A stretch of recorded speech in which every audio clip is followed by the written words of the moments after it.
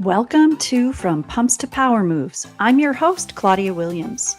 This is where we stop waiting for someday and start making intentional moves today. We're diving into the strategies that turn ambition into action and influence into impact. Whether you're climbing the ladder or building your own path, this is your space to step into what's next and own it. Hi, and welcome. We are going to talk about life made flavorful and what that means, not just on the surface level, what it means to nourish yourself and to serve others and to build community, and how that might be a brand statement or a slogan, but what it really means about business and life. A woman who owns two businesses, and she works side by side with her husband. Her two young boys, young men, are in these businesses day in and day out too. So it really is about family and being around a table. And we're going to talk about giving yourself permission today. Please help me welcome Jessica Hughes. Jess, thank you so much for joining me. Thanks for having me. So let's go back and talk a little bit about your journey first into these two businesses. So first, tell everyone what these businesses are that I'm referencing and your role. How you straddle these two businesses. So there are two businesses. There are two businesses. So the first one is a production agency called Viscul, and my husband and I have had that for over 15 years.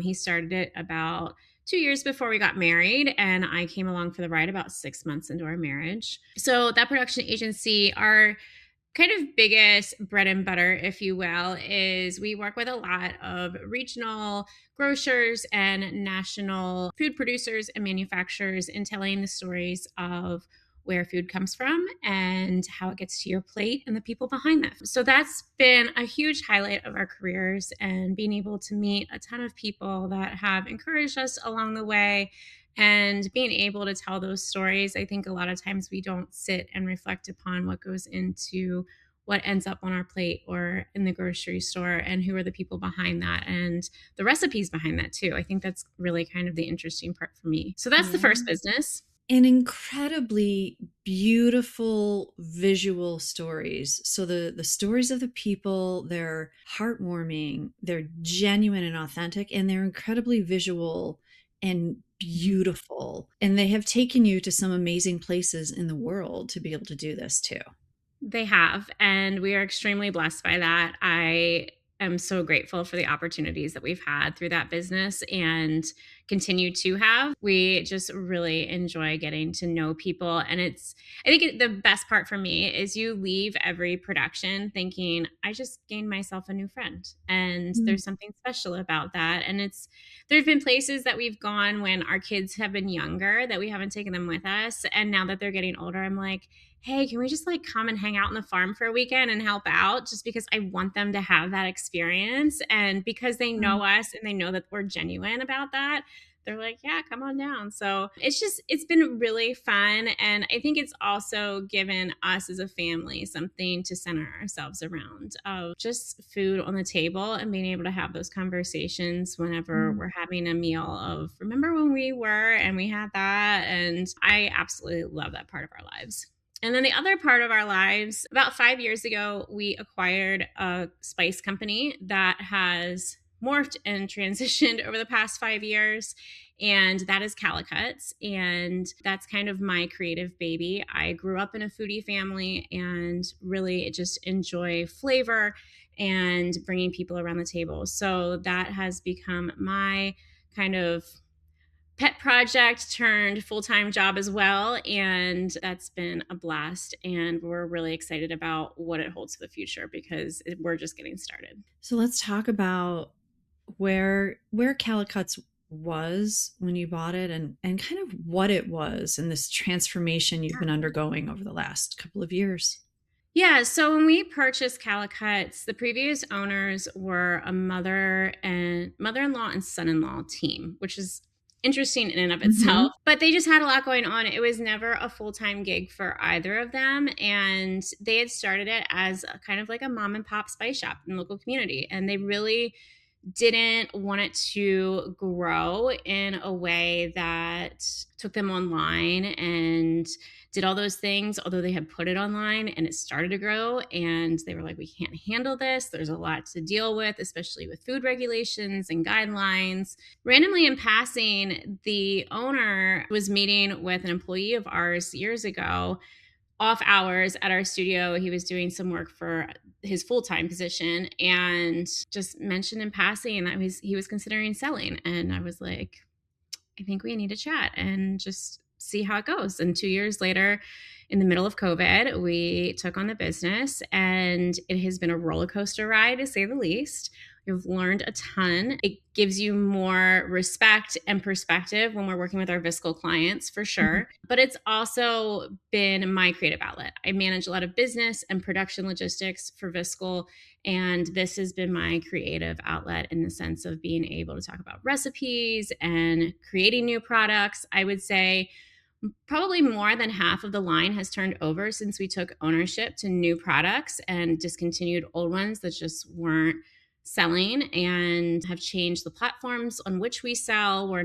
We've gone from probably about 50, not even 50 wholesale customers that we had when we purchased, to over 400 across the country. Wow. And we just, it's great. We have some amazing partnerships and relationships with some bigger name brands across the country as well. And it's just been a great blessing. I really cannot complain. There's been highs and lows in it. There have been times where I'm like, is this worth it? But I think every entrepreneur goes through that in some place in their journey, right? And you just kind of have to weather the storm or make the decision that maybe it's just not for you. I feel like we're starting to kind of come out of a storm and know exactly who we want to be, what we want to be, and who we want to serve with the business. And we are just super excited about what's to come, including a new retail store for our local community. Which is huge because there Yeah. was a retail store when you first acquired Calicutts, and you made a decision to close and relocate the manufacturing of the made manufacturing, Claudia not knows talking firsthand. She's helped me in a pinch. yeah. My whole family, the 4 of us were in there Yes. jarring spices for a busy holiday season. It was super fun.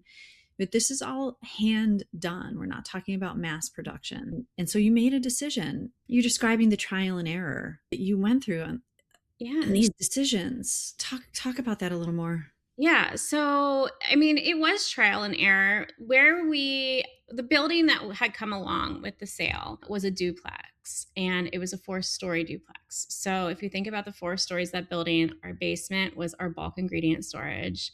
The first floor was the retail store and mixing and jarring production. The fourth floor, we had like a small office, our shipping room, and all of our inventory. And then the fourth floor was just like storage for shipping boxes and that sort of thing.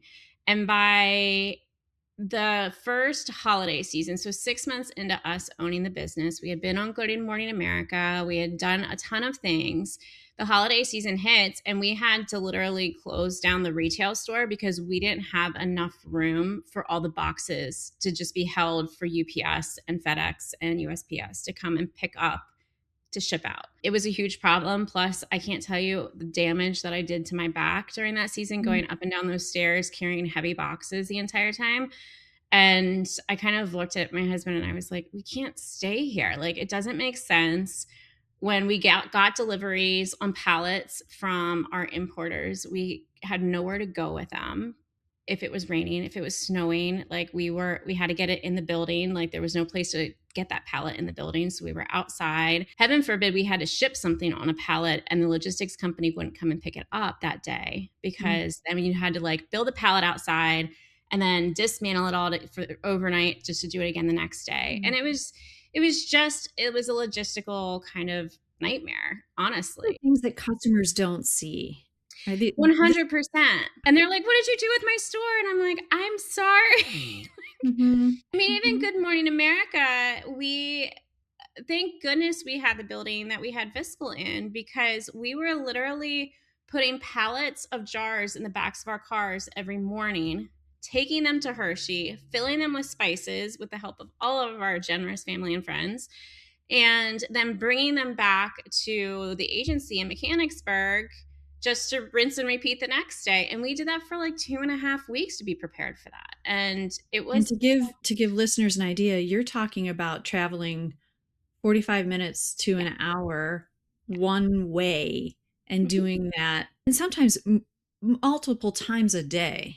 Yeah, and after you've been standing in a essentially a closet with garlic and cayenne pepper and Mm, all these different things all day, so not only are you doing this, but, like, you're sticky and you feel gross, you're ready to mhm. take a shower.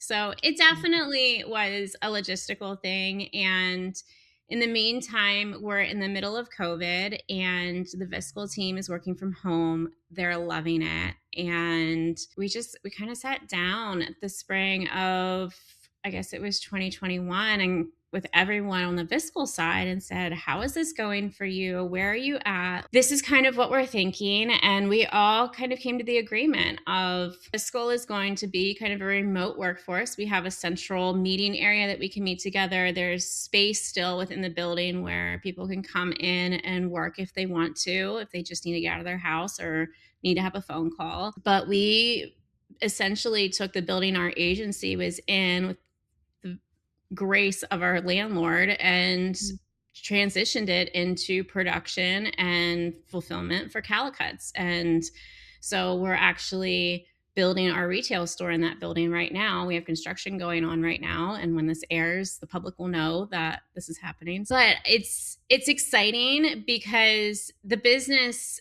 actually, the first store that the previous owners had was in Lemoyne, which is not far from Mechanicsburg Mhm. if you're not from the area. And then they built out a store in Hershey, which is when we purchased it. And so it became like this distance thing, but we had this building already in Mechanicsburg. So we were like, you know what? Let's just move it back in. We can bring pallets in and out. We have a concrete floor here. It's fabulous. And it's been great. And so it's kind of like a coming home party to a certain extent. This is wonderful, wonderful and exciting news. And uh and in the meantime, without having a regularly open retail space, you had some other options for customers who specifically wanted to come and shop in person. What did you do? So we had pop-ups and we started doing them kind of like every once in a while. And then we got into the routine of doing them the first Saturday of every month. The unfortunate part is, and maybe the fortunate part for me, is my kids have gotten older and they're involved in sports. And I couldn't always commit to that. And I chose my family over the business. I said, you know what? This isn't worth like the craziness. I already work probably 60 hours a week. And then to show up a full day on Saturday to run a store was a lot. We would set up the store just for that one day and then take it all apart just to put stuff back into inventory, and it was a huge effort. And I love seeing the customers. Like, I love that part. I love hearing from them. I love the feedback. I love hearing about how they're using the products. But the behind the scenes stuff was just, it was a lift. And so my kids race mountain bikes and are very active skiers. So we're a very active family. And the mountain biking thing has takes up 9 months of our year, and we travel a lot with it. And I just said in the past year, this isn't working. Like, I can't. And so we've done in the past year, I guess we did two, maybe three pop-ups, and one was in the spring, one was for the holidays. And then I think we may have done one other one off the top of my head. But I realized that we really do need a real retail store. Like, I love that. And I love spending time with people. I the weekend thing is rough on me. So the ability to open the pantry at Calicutts allows us to hire someone who can manage that, run it, be the face of it without me having to be here for it. And then it also allows me to do more intimate events where you get interaction with me and get to dig deeper into the products as well as the use of them and all those different things. And I'm super excited about that part because it becomes the more educational side of it to a certain Mhm. extent. And that's what I think our customer base needs. Like, that's the where is this coming from sort of conversations. And what are the things that we should know about spices and how to mix them and all those different things. And so I'm excited about that part. And it also gives our community what they really want, which is a store that they can come and shop year round and not be calling or showing up at the door saying, "What do you mean I can't shop?" I'm like, "Well, Oh, you can't exactly come into our warehouse and shop the shelves." It's just, it makes it a lot easier, I think, for everyone. But I also just, it gives our customers the experience I want them to have and what they deserve to have, quite honestly. And that comes back to that service piece, right? And being able to serve them in a way that gives them what they're looking for. you have a huge local customer base. You Mhm. also have a huge internet-based Yeah. customer base. You've Yeah. been on a journey since you bought Calicutts to figure out who you are in all of this and to Mhm. figure out what you want Calicutts to be and what it means to your customers. Yeah. Did you arrive at Life Made Flavorful and what does that mean to you? Gosh, that it has been such a journey, and honestly, I don't think I knew exactly what it meant to me until let me rephrase that.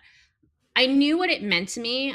I don't think I actually felt like I could live it out until probably about 9 months ago. So, going back to Viscul, I think it is without saying that 15 years in a business and leading a business is hard. Like, it comes with its own hard, right? And I think my hard was I am very business oriented. I'm very logistics oriented, which is why I love my role as a producer and as the managing director of Viscul. I love working with our clients. I love all of that.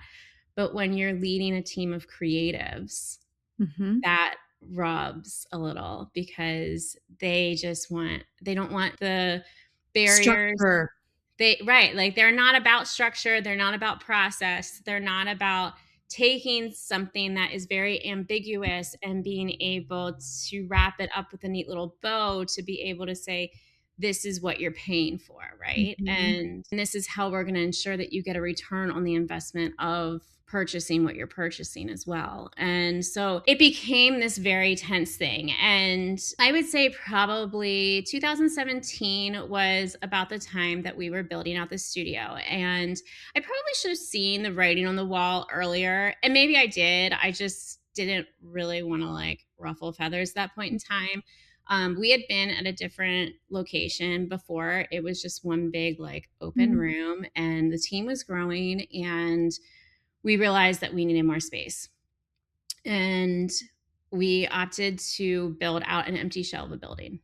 We invested a lot into it. And I And say that not as like a snooty thing, but just yeah, as perspective as we kind of walk through this. yeah. Go And ahead. and You were when gonna you're saying we, you're Randall and talking I. about you and your husband. You Right. and your husband Randall who Right. are in this business together.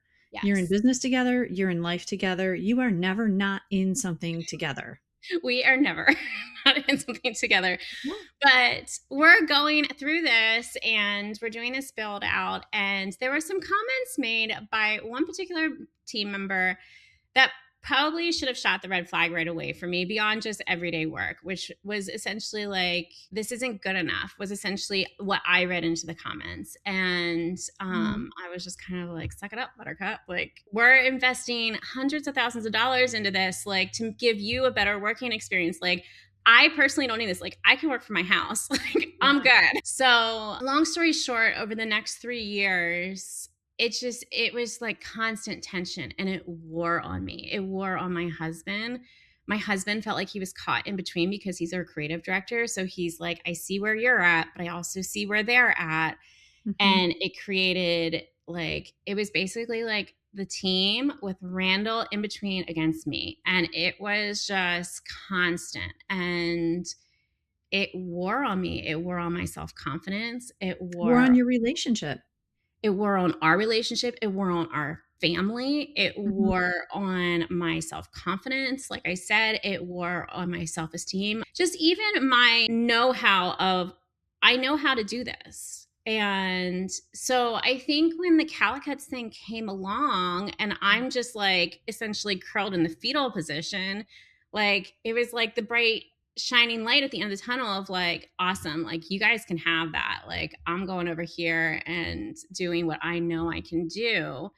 But what I didn't realize after that transaction went through was that I took some of that along with me. And there Mm. were things that came along with the sale of Calicutts that we don't need to go into in extreme Yeah. detail, but we had essentially a malpractice issue with the attorney that did the sale, which then led Mm. to us losing half of the investment that we made into the business because we lost an entire sales channel overnight with no reasoning. It's been blow after blow after blow. And I feel like it all kind of came to a head probably about 18 months ago when the employee that I spoke about from 2017 actually reached out to my husband and I and wanted to meet for coffee.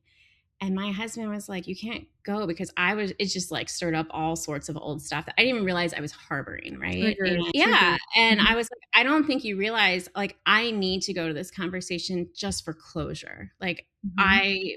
and that previous employee, we had let him go around the time of COVID and we had to do some layoffs and different things to weather that storm. But the reason he wanted to meet was to apologize. He Mhm. realized that he had gone through his own journey and Mhm. that he had essentially, in his own words, had been an asshole to us. And Mhm. I don't disagree with that statement. But at the same time, I think it allowed me the perspective to realize the impact I had let it have on me. I had allowed him and everything that he had done to really deplete my confidence, to impact my family the way it did, to impact our business the way it had, to do all these things. And at the end of the day, I was the one that gave permission for that to happen, not him. He had to own his part and he apologized for that. But what I had to own with myself was that I had allowed it to happen. And I think that's the difference, is that once you realize that you had played a part in someone wronging you, then you are able to move forward. And I think I had taken that into the purchase of Calicutts. Like I was very wishy-washy about different decisions that needed to be made. I couldn't just like make decisions the way I usually had in the past, in the sense of like I know what my North Star is and that's where we keep our eyes. Like, and it just allows me to be very action oriented and being able to move quickly. And it's because I had to figure out who I was again. Beyond that, I had to figure out why that had happened, but also who am I now? And now I am a mom running two businesses. My kids are doing school online and via homeschool, and I've got a lot on my plate. And when you talk about all those jars that get filled for Calicutts, keep in mind that it's me and two part timers. Like, that's it. Like, we're Mhm. not, a huge company over here. And so I really had to step back and say like, okay, what makes sense here and who do I want to be?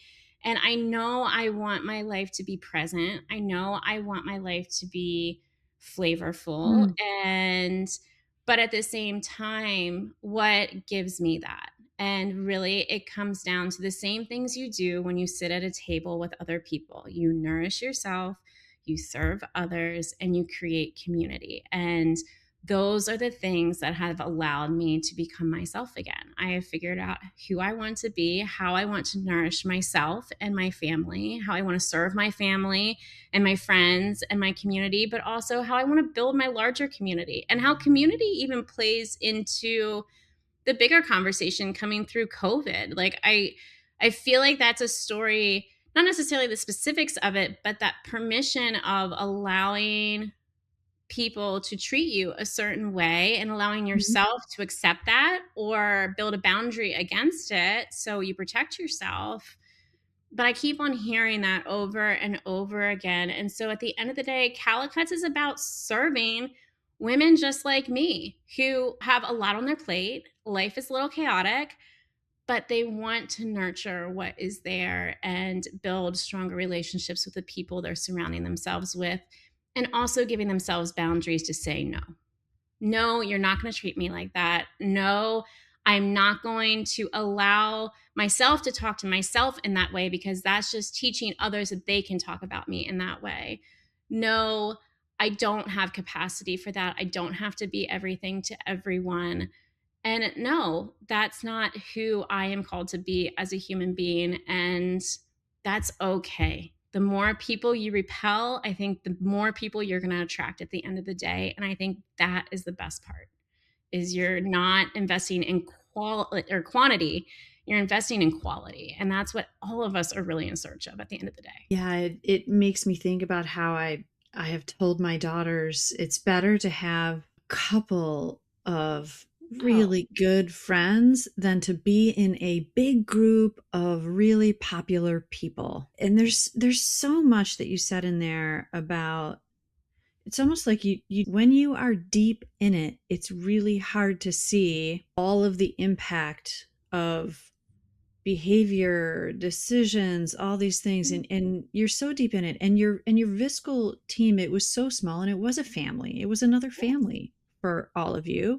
Hmm. And we tend to allow family to treat us in a way that we certainly wouldn't allow strangers to. Right. And so when you have that closeness, so if you're a small team, the permission you gave and the fact that you said you had a role, acknowledge the role you played in allowing, and that permission, the way you allow others to treat you is Hmm. essentially what you're giving others permission to do. Love your perspective on the permission side of it. Well, and I'll be honest, it took me a while to get there. Like it wasn't Mhm. overnight, but I think distance gives you perspective too. Mhm. And the more that I was able to kind of back out of that situation, I think the more you allow yourself to step back, it allows you to be able to see those pieces more clearly. I think the hard part for me is our businesses are small businesses, and I play a very active role in both of them in a multitude of facets. And so for Mhm. me to take the time on a regular basis to look at things from a 10,000-foot view, let alone a 10,000-foot view of your own internal thoughts and processing and all those different things is hard. And I think that's even an issue for women like us, Claudia, in the sense of like we're always go, go, go, hustle, hustle, hustle. And we aren't able to take that step back and nourish ourselves and say, oh, wow, how did I get here? Mhm. Because that's the first, like being honest with yourself is the first step in that, isn't it?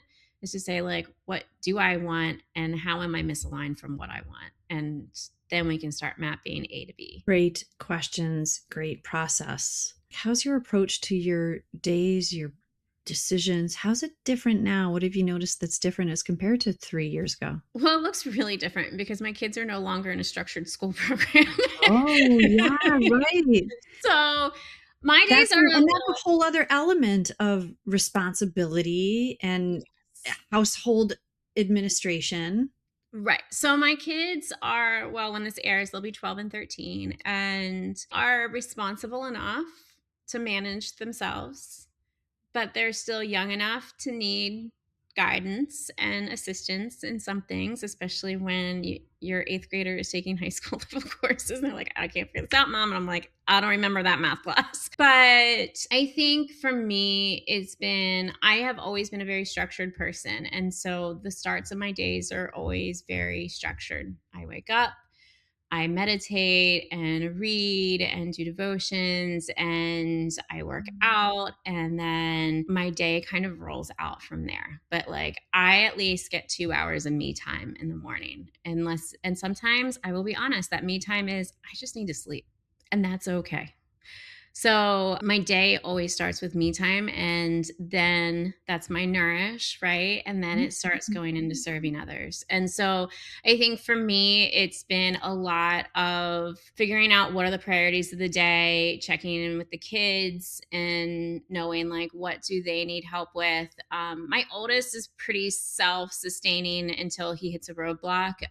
My youngest has part of our decision for this was that he has some learning disabilities. And so I'm a little bit more hands on when it comes to tests and quizzes and those sorts of things because he has an IEP that's associated with that. So I've been working through some of those things with them. And then honestly, because of mountain biking and skiing and even church for that matter, we have really developed a community. And so, probably 3 to 4 nights a week between practices and moms getting together and small group with church and other things, we have cultivated a community. Mm. And it has been life giving in ways that I don't think any of them fully understand. And it comes with its own challenges because, yes, we've weathered a lot together. We have weathered deaths together. We have weathered graduations together. We have weathered children injuries together,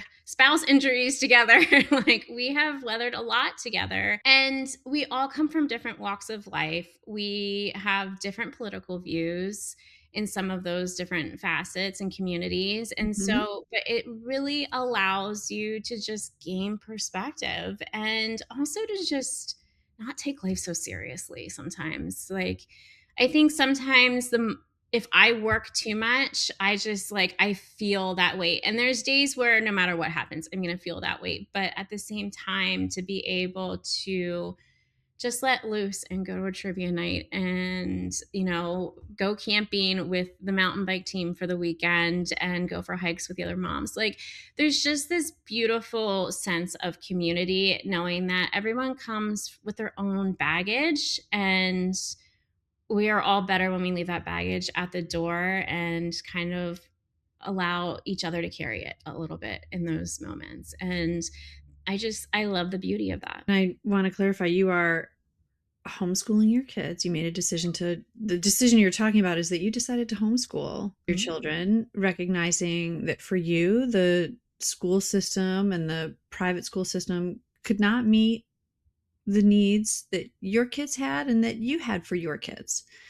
Right. And And where they wanted to be in life, quite yeah. honestly. Like my oldest is me in Mm. male form that likes to ride a bike because I don't. He wants to start his own business and he's like, "Mom, like if I'm in school for this many hours a day, like I'm wasting my life away when like I can be starting this." And I can't say I blame him. I mean, that's Um, my personal opinion. I'm not saying that to push on anyone else. of Everyone course, do of what course. like works for you. But this was a decision that we made as a family. And honestly, my kids have never excelled so much. So I can't complain about it. You and because I've known you for several years, Yes, you have. you there's almost like it's almost like you're emoting zen. You're in a different emotional space now than you were even a year ago.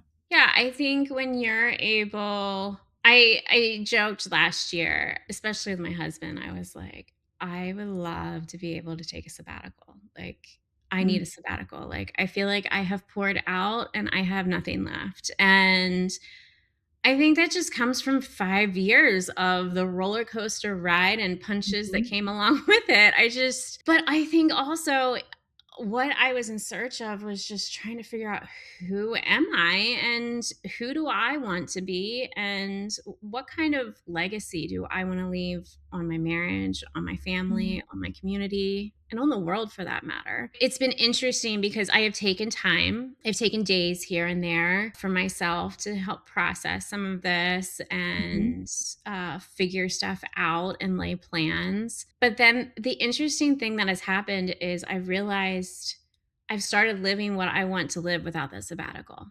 And I think so many of us are like, oh, I just need a vacation. Oh, I need a break. I just need to quit this job so like I can think straight again. And having walked through that without taking that break, it's possible to not take the break. I think you just need to prioritize little pockets here and there and say, I'm going to shut off the noise and I'm going to just process this. I'm going to read and talk to people who fill my cup and don't deplete it. People who are going to speak into my life and not necessarily, they're just going to listen. They're going to point out the things that they're hearing from you, but not judge you on them. right? Like, and when we talk about quality relationships, those are the types of people. I chuckle so much. And this is definitely spiritually aligned, but I think it applies so well to any part of life. Our pastor talks about the four different types of friends. He talks about your refrigerator friends, the people that are going to come into your household and like they can open up the refrigerator and you're like not mortified, right? They're welcome, like they're Yeah. part of your household. You have your hospital friends, the people that are going to show up no matter the time of day or night when there's an emergency and hold your hand through it. You have your match friends, and those Mm. are the people that are going to call you out when you're playing with fire. Ooh. I love that one.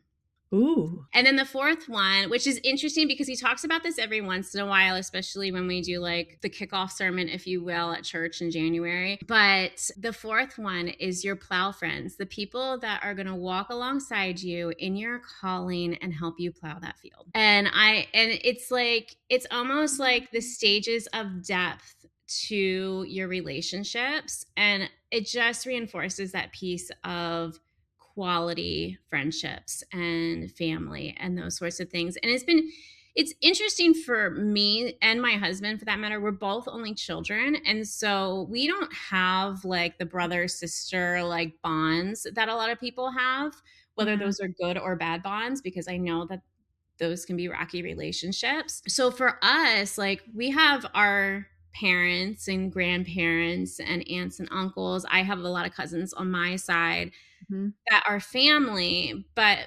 we've really had to step out in faith and create friendships that we can build that type of depth with because it Mhm. doesn't we both tend to be busy bees, but we also are both introverts. And so for us to invest that time, especially in the evenings and those sorts of things, has it's taken effort on our part, but that effort has come back in droves in what it has given us in our lives and our mental state, our emotional state, and just knowing that there's people walking with you through whatever you're walking through, whether it's personal, business, anything. It's great to see that sort of community. Oh, it's just kind of has me a little verklempt. I've made you verklempt. That's That's a first, really everyone. what you I used to described. call Claudia my business therapist. So the fact that I have her silent is awesome. What you're describing is so powerful, and the importance of relationships, and understanding that relationships can be and are different. Every relationship is supposed to be the same, and the power of those differences in the relationships. Yeah, and I And get different things out of different relationships that I have too. It's not Mhm. like every like it's not like I have all four of those stages with every relationship that I have. And there's different people that I go for different things because that's their strong suit. I think Mhm. that's the other beauty of it is there are Yeah. people that you're going to call to like bounce specific ideas off of that you're not going to call other people because they think that way of like okay, like I need someone who thinks logistically like I need to make a decision on the fly. I just need to talk this through someone else who can like process this with me for 5 minutes to make sure like I'm gonna be good. And it's a quick call and they're willing to just walk away from what they're in the middle of doing and answer that Mhm. call and walk through it and be like, yep, you're good. And I'm awesome. Go. Like I don't need them to hold my hand the whole way through it. I need to make a quick decision and I need someone to bounce this off of real quick because I have like 500 other things going on in my brain. And it's also because of who you are that when you put out a call of who can anyone help us fill jars, the calls are always answered. And that's because of you. Thank you. You've had some really amazing collaborations and opportunities with Calicutts in just these couple of years that you've We had the have. business. Talk about some of those amazing celeb collabs and things that have happened Um, because of you. So, probably the one that you're referring to, and I'm not gonna go too far in depth because I know that there's not an NDA specifically around things, but, like, there's some sensitivity around how things are Mhm. talked about, so but we have an amazing partnership with Magnolia and the team down there. We've done a lot of collabs with Jo and her 3rd cookbook and a spice set that was centered around that, but Jo meaning Joanna Gaines. Yes, That's yeah, and she's so as she's Joe sweet to as you? can be. Like, Okay. I always get that question of, "Is she the same in real life as she is?" Yes, what you see on TV is what you get in person, like, and her team, I cannot speak enough about her team. I think that's in true leadership, she delegates a lot to her team, and that's who I deal with day in and day out, and, her team is just as sweet as can be as well. I never have a bad thing to say about them. Actually, I was at a show in New York in August last year, and one of my old buyers from Magnolia went to work for another company, and she happened to be at the show, and she came over and said hi, and we caught up. And that's just, again, their relationships. That's what you're building with people. And when you take the time to get to know little pieces of them, or Yeah. know, like, at least some of their story, you are able to form a connection that goes beyond just their employment at one place. And I And try to do that. You don't always get to remove those barriers with business relationships, but Mhm. especially ones where, like, you don't see each other in person constantly. But it's been such a blessing. And I love that when I go to shows, they come and say hi and introduce themselves, even if they were on a team and I never saw their face, like I just saw their name on an email or whatever, and they'll come and say hello. There's something special about that. And honestly, I think at the end of the day, had you asked me 5 years ago what type of business I wanted Calicutts to be, it would be bigger than it is now. It would be further than it is now, but there has been a sweet blessing in it of Mhm. just being content in the relationships that we do have and being able to nurture those relationships. I think that has been part of the backside work over the past year, especially with Calicutts. We grew a lot in wholesale the past couple years, and Mhm. trying to keep track of 400 retailers across the United States is a big lift for a single person, and trying to understand, like, who they are and what is their audience and how can we best serve them and do those things. So we've been building a lot of structure on the back end for not just our direct to consumer clients but and customers, but also our wholesale customers. And what does that look like as we roll it out in 2026? I think we have a lot of big plans for 2026, including this retail store. But at the end of the day, it's all about creating a community. And I think that's where it's interesting for me is I've really had to lean into this new perspective over the past year of saying, okay, like, I don't want this to be transactional. But if you're not interacting with people on a daily basis, how do you help them feel like they're part of a community and nurturing and serving and doing all of those things? And how do we build that, whether it's into the brand or into marketing or follow ups or even our social media content?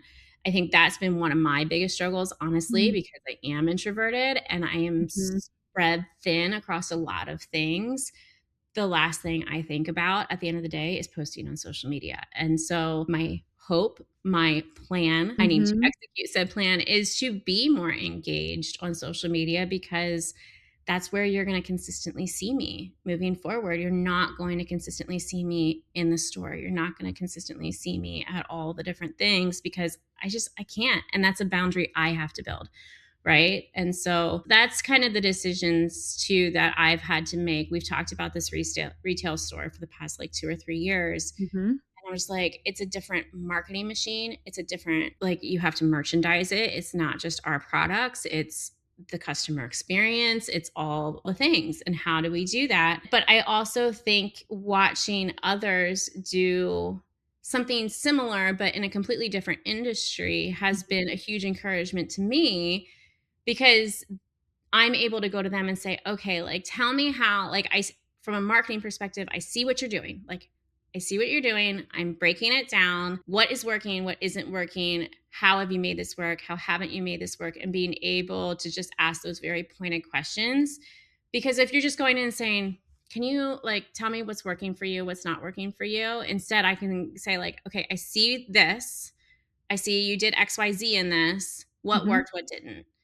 And then I can take that and use it as a model. I'm not copying what they're doing, but I can use it as a model and apply Yes. it to what we're doing. And that's I think the beauty of marketing is you don't have to reinvent the wheel, but you also don't want to be a copycat. Say it louder, right? Like instead of just don't do what everyone else is doing, but get inspiration and be curious and ask. Just ask Ask. people. Or even Don't if like copy them.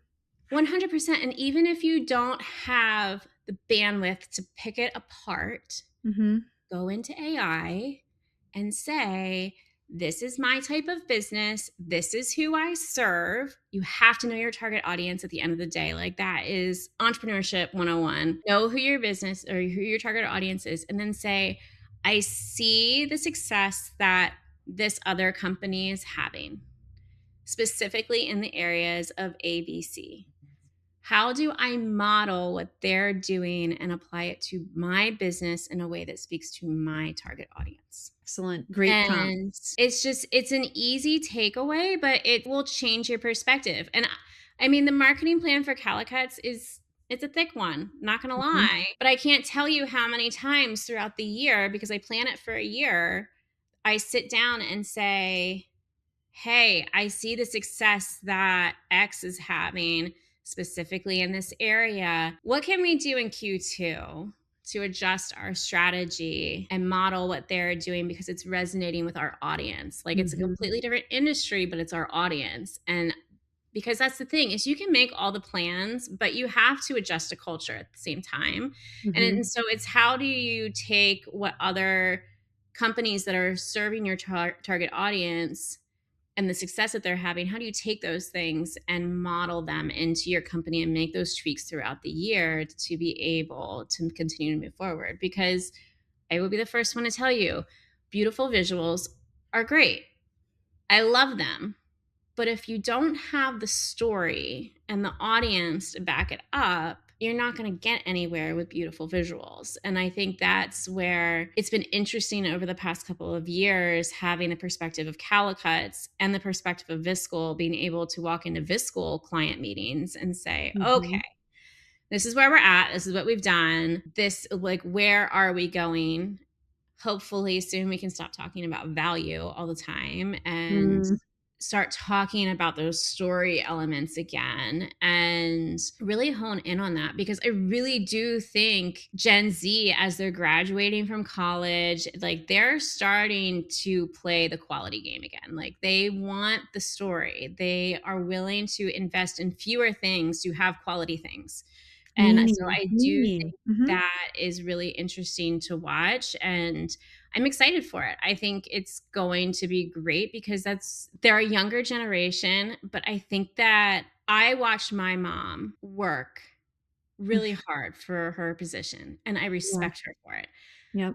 But when I went to college, I said, I don't want to be like you. And I'm sure that that was, as a mom now, I'm sure that was a stab to her heart. Guess what? I'm my mother. I work nonstop for what I have. And I'm okay with that because my mom will even tell you today, It's different. it's different. And she will be the first one to say it. She will say, yes, but you're building something for yourself. You're not building it for someone else. And that's the difference for me. But what I'm seeing with these kids coming out of college, and I call them kids because goodness, they look like they're toddlers to me, but Yeah, one of them is my daughter. I Yes. know. But I do think that they have seen the sacrifices that we've made and the impact it's been on us personally to live the hustle. And they want that balance. And they realize that balance isn't separation of personal and professional anymore. I think we grew up believing there's this thing called work life balance. And I'll be the first one and never the last one to tell you it does not exist. Yes, we and you and I have had this conversation where Right. I describe it as we're always juggling a whole bunch of balls, and some of them are glass and some of them are rubber. And And it's up just to pray you us to don't make drop the glass. decisions. Yeah, it's up to Yeah. us to make decisions at any given time to say which of these things can I bounce into the next day or week, and which of these things is glass that I cannot let shatter. And sometimes that glass ball is me. Sometimes it's my kids or my marriage. Sometimes it's my work. Hmm. And I just have to be very discerning about what thing is the glass at any particular time. And I would even say in that analogy, there's the Mhm. glass, there's plastic, and then there's Mm. rubber because the glass will shatter. You don't want to let those drop. Good The one. plastic Good one. will fall, but it will just roll away. Good one. And the rubber will bounce back. And that's where I think I've had to learn that there are certain plastic balls I don't want to drop because if I let it roll away, I will never get back to it because it's not going to bounce back. And you know that looking at our parents, my mom was a stay-at-home mom, and so we had these amazing like 5-course meals, everything cooked from scratch every single day. And I had this perception that I had to be that kind of mom who had those dinners on the table, except I was working these crazy demanding Right. jobs. And so I had failure perception of myself as a mom for a long time because I wasn't doing these elaborate dinners like my mom did, these just amazing Italian dinners. Oh my gosh.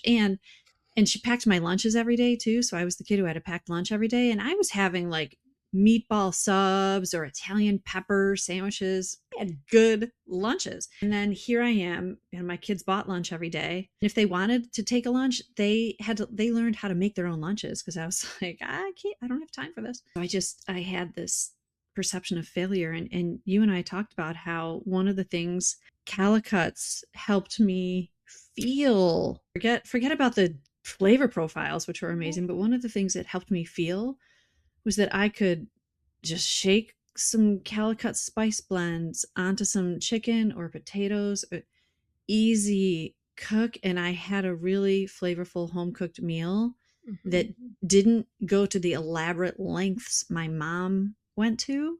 Mhm. And I could have a good home cooked meal on the table in a Yeah. very reasonable amount of time for my family, and all of a sudden, I'm like, "Oh, okay, like, this is doable." Exactly. And I think that's the thing is and you hit it right on the head without even knowing it is the fact that it's not about questioning yourself because we've all questioned ourselves, am I Mhm, enough? Right? Like that's the ultimate philosophical question. But I challenge you to flip that on its head and say, how do I give myself permission to live the life I want to live? And then because otherwise it's a comparison game. The I yeah, am I enough is a comparison game, whether it's to Pinterest, to Instagram, someone's highlight reel, to previous generations, to the neighbor down the street. That is a highlight reel or mhm, not a highlight reel. That is the philosophical question, am I enough? But instead of asking yourself that, because it has a completely negative roadmap beyond asking that question, ask yourself, how do I give myself permission to live the life I desire to live, that I've been called to live? Because we all feel a sense of calling, right? We all pick our careers. We all choose to live somewhere. We all do these things. So there's self choice in it. But sometimes I think we make those choices without thinking about what the impact that has on the trajectory of everything else. And so how do I give myself permission? It's an open ended question. It really is because you can look at it financially, you can look at it health wise, you can look at it spiritually, you can look at it from your family's perspective. mhm, But giving yourself permission allows you so much freedom. And it's just like opening up your spice cabinet and saying, well, what do I want today? yep. And there are consequences 100%. We just talked about this yesterday. My son broke his wrist skiing. And Oh, we were in at the orthopedic yesterday, and it was like, do we put another cast on? Do we put on this brace? Like back and forth. For better or for worse, he is the extrovert of the family. He will talk to everyone and their brother. I have always said he will be the first one to get kidnapped and the first one to be returned because he will talk to anyone, but then he will keep talking to you. But we were at the orthopedic yesterday, but we've let him ski with his cast on. He's a great skier, mhm, and we've put limitations on what ranks or runs he's allowed to be on, but we have sure. let him ski with. And so it became this conversation yesterday because he has a brace on now and not another cast. And I was like, there are risks and rewards in everything in life. and you're about to have to make that decision. You can either do the brace and continue to progress and not have a cast on your arm, but then you cannot ski, or we can do another cast and then you can ski. So choose your poison, kid. What do you choose?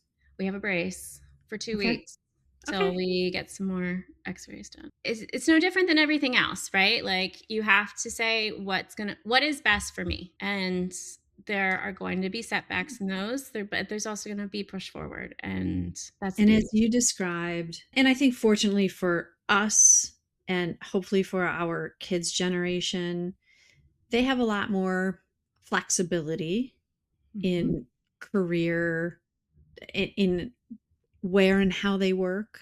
Yeah. And like your mom said, I remember not long after I started my business, I had a couple of clients who said, come work for us. And I was talking about it at the dinner table because being around the dinner table is so important, was so important for us as a family. Mhm. That was our time to connect around the dinner table. Yep. And and Morena looked up at me, and she was probably 12 at the time, and she said, "You're not going to do it, are you?" And I said, "Why?" And she said, "I really like the way things are now." I was working just as hard. It's just that I was more present, even though I was working just as hard. So that's the difference. That's the permission. That was the choice. And you know what? It's just like you said, like, there are times where it's tempting to just go and work for someone else. Like, there's a Hmm. lot less stress in that. A lot less Sometimes risk you think there's a lot more security in it, although I could argue that one, but and a lot more risk. Yep. yeah. You can But be at the same beholden to one time, client, or you can hedge. to Marina's credit, kids are a great litmus test of who Hmm. you are, because when you involve them in questions, and that's kind of been part of what we've been doing with homeschool, is allowing them to be part of some of these bigger, even business conversations, because they're going to learn by walking right alongside us. Love it. And I think it has given them perspective, but it's also been a great litmus test of like, yeah, I don't think that's a great idea. And I'm like, awesome. But it's also given the perspective of like, in my eldest mind, the perfect vacation is going and cycling for a week somewhere, right? Mhm. And I've had to sit back and say, listen, we Mhm. spend 9 months of our year traveling to bike races and doing bike things. I request 2 weeks out of the year that we travel without bicycles in tow. And if that means that one day, wherever we are, we're renting bicycles so you can go and experience something, that's awesome. I'm all about it. But Yeah. I am asking to not have to take the bicycles on a plane somewhere and then my entire vacation be centered around you being on a bike. And they're like, "Oh, yeah, because when we're out on our bicycles, you're not with us." And I'm like, "Yeah, and I never am going to be." Like, there are things that I'm willing to learn and to do to spend time with my children. That's not one of them. Someone Yeah. has to have no broken bones at any given time. I do feel like every time we talk, someone's got an injury. The past couple of years, we've had one injury a year. The first was my husband. He shattered his wrist, which required surgery. It was a whole thing. And then actually last year, I think we got out scot free. And then this year, Alex broke his arm skiing. Maybe you're done for the year. So I'm hoping, like, if we're going for like this one injury every other year thing, I'm like, awesome. If you ask my oldest, he's like, if I'm going to break a bone, I really want it to be my collarbone, because you're not like a true cyclist until you've broken your collarbone. I'm like, okay. People have goals, right? But it's one of those things. It's like, you know what? I'm perfectly content being the person at the camper, cooking and reading and doing work. Like, I get a lot done that way. I've also taken on volunteer roles within that community to keep Mhm. myself busy and fill needs. But when it comes to vacation, I'm like, I just want family time. Like, that's part of the reason I love to travel, is because you all are fun to experience stuff with. Mhm. And if I'm just like chilling out with a book and a Well, glass of they're wine all all options. day, like, Yeah. you're not interacting with each other. You're right. Like, kids are just a great litmus test of who you have become, and comparing that to who you want to Yeah. be. That And what really they're is. experiencing from the sidelines or the front lines of it. Yeah. Mhm. I mean, how many times have you heard someone say, like, my kids just want me to be present? They could care less about the presents that I buy them or the Yeah. experiences that they get to have. And it's wholeheartedly true. They just Mhm. want you to be present. You've managed to grow businesses and grow little humans Less a in little anymore. such a mindful way, and knowing that we're all so flawed on this journey of business and family and all these things, and I really appreciate you sharing what you've learned and how it got you to where you are right now. I'm so excited for where it's going to take you. And I'm so grateful to be alongside and to be such a beneficiary of your journey. And I'm so glad that my life is more flavorful because of you. So thank you. Well, and I greatly appreciate the fact that you have been the best encourager and cheerleader through the past 5, 7 years because Mm. Lord knows I've needed it. It's a blessing to be able to walk through life with friends like you. So thank you. Share Calicutts and Viscul information for everyone listening. Where can they Sure. go to shop and learn more about your businesses? So for Viscul, it's viscul.co on line Viscul. You can also follow Viscul at Viscul on Instagram. Through there, you can find my husband too. He does stuff on the side. And then for Calicutts, it's calicutts.table on Instagram and calicutts.com, Calicutts. And for me personally, my Instagram handle is at Life Made Flavorful. But and so I will just share that the candles are amazing. The Calicutts candles are amazing, and they burn clean, and so they're amazing soy wax candles. They burn clean. I love them. And you can the recipes. There are recipes on the Calicutts website, so you might come across, like, you might look at some of these blends or spices and be like, I don't know what to make with these. No worries. There are recipes for everything on the website. And some of my favorites that, like, I make over and over again, sweet curry butternut squash soup. You do not, my husband, like, strongly dislikes anything curry flavored. He loves this soup, loves it. Mhm. The pistachio cake, love, love, love. My kids love, they ask me to make this pistachio cake, love it. And so what I love is that these recipes are easy. It's not like you're opening up a cookbook and there are 35 ingredients and 45 steps to do these are totally doable recipes for someone like me, and they're so good. So thank you for what you do for us. Anything Oh, to help sister out, right? yes. Thank you. Thanks for being my guest, and keep those recipes and spice blends coming. Well, we sure will try. Thanks. Until the next time. You have the insight. The next move is yours, because influence without action doesn't create impact. If this was valuable, please give it a like, a follow, and share it with someone else doing the work. I'm Claudia Williams, and this is From Pumps to Power Moves. Now go take ownership of what's next.